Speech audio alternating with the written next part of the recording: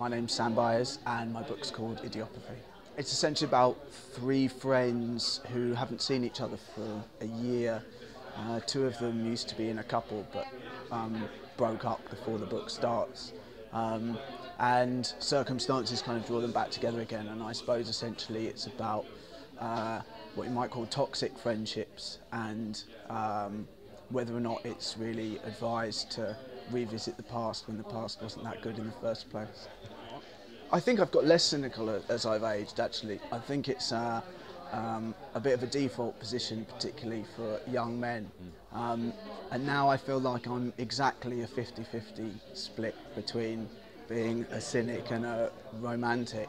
And I suppose, in a way, the book's sort of about cynicism and how damaging cynicism can be if you just kind of let it run loose in your life. If you refuse to believe in anything, all you've got left is sort of self-obsession and nihilism, really.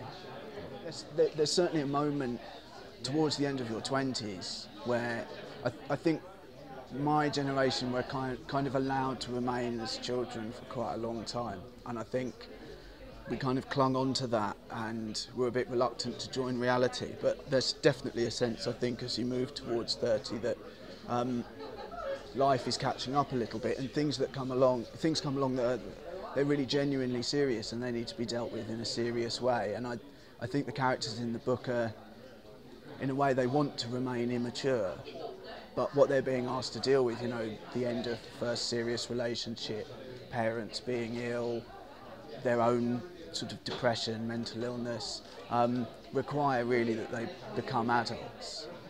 But speaking personally, I found turning 30 quite liberating. I was ready to be done with my 20s. I've been working on the book for the last 3 years, and so in my head I'm already trying to sort of move forward and think about what I'm going to do next, and it's like this book keeps rearing up again and you know, wants more attention.